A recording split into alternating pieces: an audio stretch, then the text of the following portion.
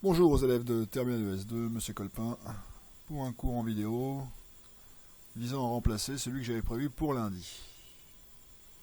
Donc je vous ai envoyé un document à imprimer.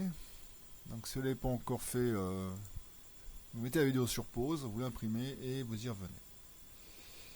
Donc un cours sur la notion d'intégrale. Alors pour avoir une notion, pour expliquer ce qu'est une intégrale, il faut une fonction. On va prendre la plus simple qui existe, une fonction définie sur R, et on va prendre, voici la fonction carré. Donc, de fonction définie sur R, fonction carré, c'est une des plus simples qui existent. Qu'est-ce qu'une intégrale? Alors, vous voyez qu'ici, il y a une surface qui est grisée, une surface grise, qui est délimitée par la courbe de la fonction carré, l'axe des abscisses variant de 0 à 4, et donc, cette surface grise, elle a une R qui est un nombre, et c'est cette R qu'on va appeler l'intégrale de la fonction carré sur l'abscisse, pour l'abscisse variant de 0 à 4 sur l'intervalle 1, 4.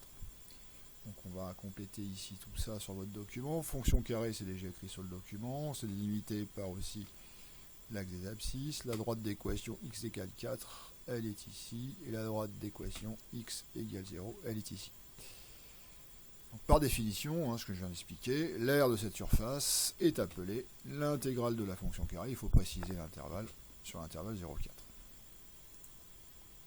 problème va se poser maintenant de calculer cette intégrale. Donc, pour ce faire, je propose 10 rectangles sous la courbe, donc entre 0 et 4. Alors 10 rectangles, le premier n'est pas vraiment, il faut le compter puisqu'il a une hauteur nulle. Et donc on a ensuite 9 rectangles. Alors, si vous regardez bien les graduations entre 0 et 1, il y a 10 petites graduations, ce qui veut dire que chaque petite graduation fait 0,1. Donc la première abscisse qui est ici, l'abscisse qui est ici, c'est 0,4. Et donc la hauteur de ce premier petit rectangle d'aire non nul, c'est donc l'image de 0,4, et donc ça nous fait ici, en hauteur, une ordonnée de l'image de la fonction carré pour 0,4, donc 0,4 au carré. Donc le premier rectangle qui est là, a pour R la largeur du rectangle qui est de 0,4, si vous comptez bien il y a 4 petits carreaux, par une hauteur qui fait 0,4 au carré. Donc, voilà. Donc 0,4 de largeur et une hauteur de 0,4 au carré. Le deuxième rectangle, lui aussi il a une largeur de 0,4.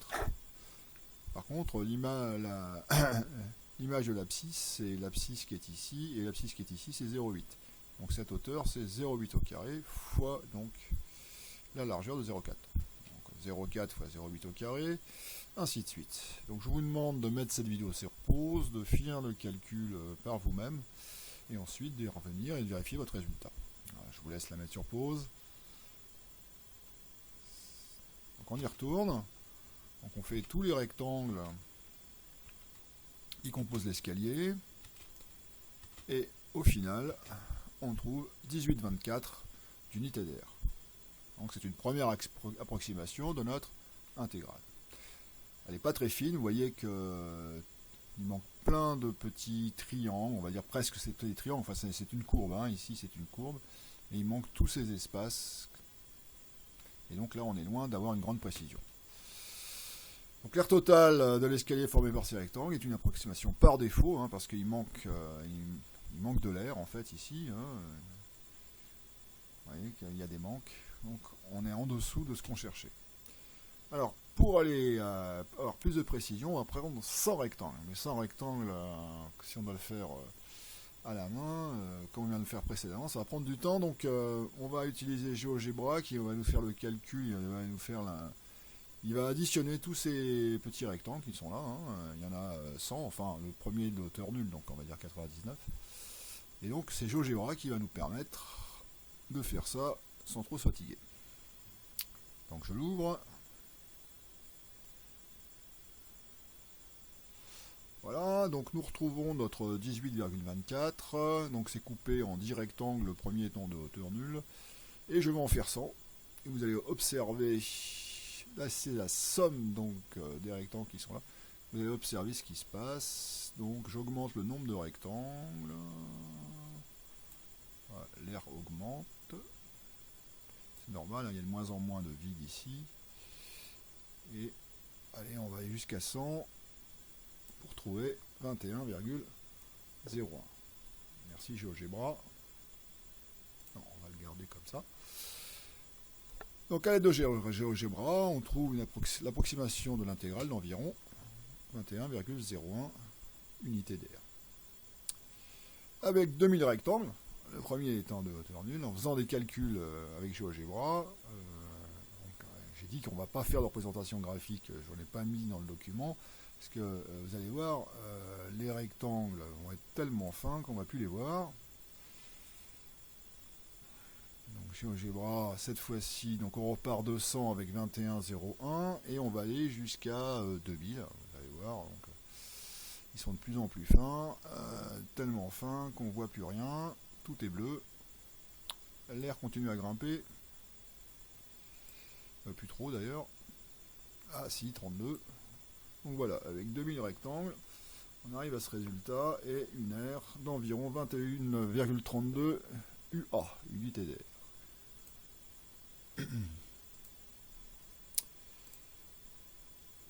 Alors ça c'est déjà fait, décidément, et voilà.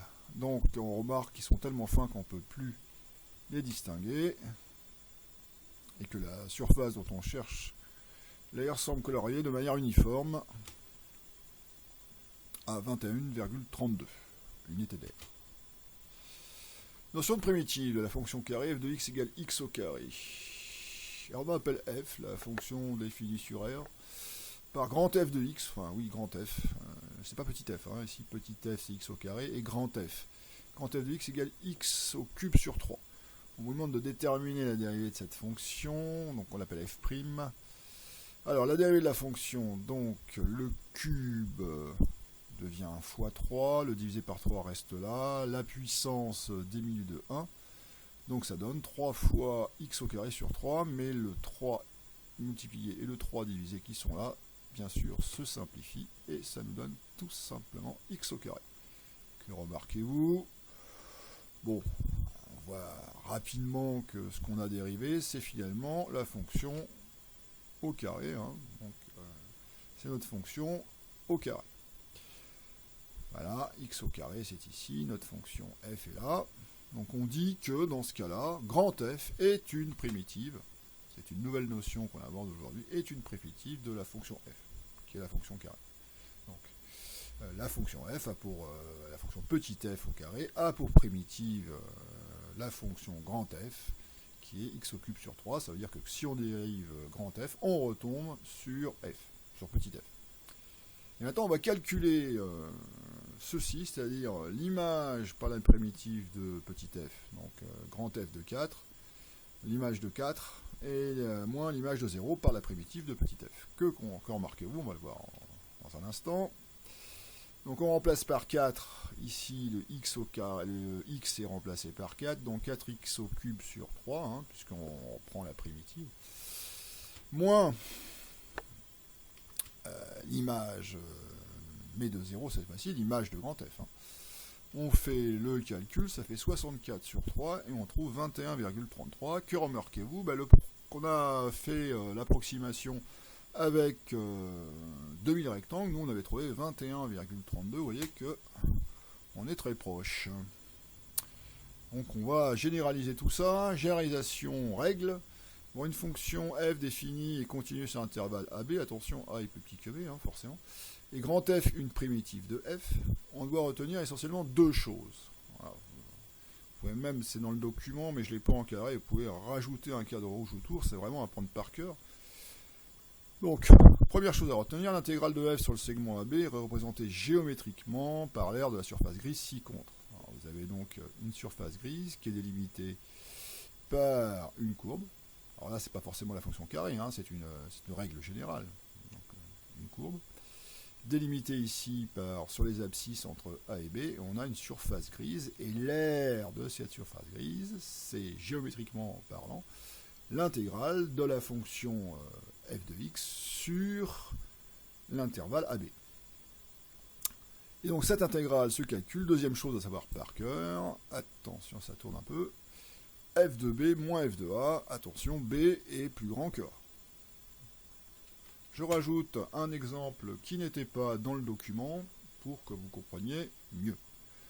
Donc je prends une autre fonction x au carré plus 2x, ça se complique un peu, et je cherche cette intégrale sur l'intervalle 1,3. Alors voilà le dessin que ça donne. Donc ici sur l'intervalle 1,3, nous avons l'aire grise, la surface grise, qui a une aire. La surface grise qui est ici, l'aire est un nombre. Et on va essayer d'estimer cette aire à l'aide de GeoGebra avec un escalier avec 2000 rectangles. J'appelle GeoGebra. Ok. Voilà, donc pour l'instant, on est donc uniquement avec 11 rectangles, enfin, oui, 11, il y en a 11 ici. Le premier n'étant pas de hauteur nulle. Donc on a ici 11 rectangles, et on va aller jusqu'à 2000. Pour l'instant, nous avons une aire des rectangles bleus qui forment l'escalier de 1559 unités d'air. Donc je fais augmenter. Alors, nous sommes déjà à 71 rectangles, je continue à augmenter, ça devient bleu complet, 1664, 1665, nous sommes à 911 rectangles, 1666, ça change plus, ça ne veut pas dire que ça s'est arrêté, hein, mais GeoGebra ici n'affiche que 2 chiffres après la virgule, donc ça devient de plus en plus fin, donc nous arrivons à une approximation de 16,66 unités d'air. Bien. Donc on va refermer GeoGebra. Donc on trouve 16,66 unités d'air, c'est une approximation de l'intégrale cherchée.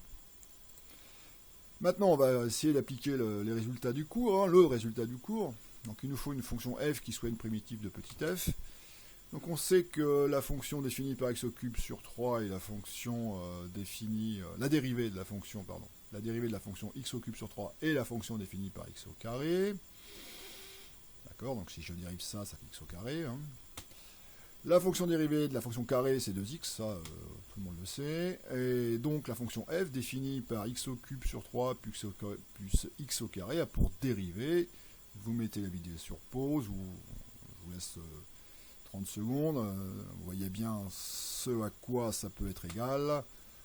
Donc x au carré plus 2x, et là on reconnaît f de x. Donc ceci prouve que la fonction grand F qui est ici est une primitive de cette fonction petit f, hein, donc, dont on cherche l'intégrale depuis sur cet nouvel exemple.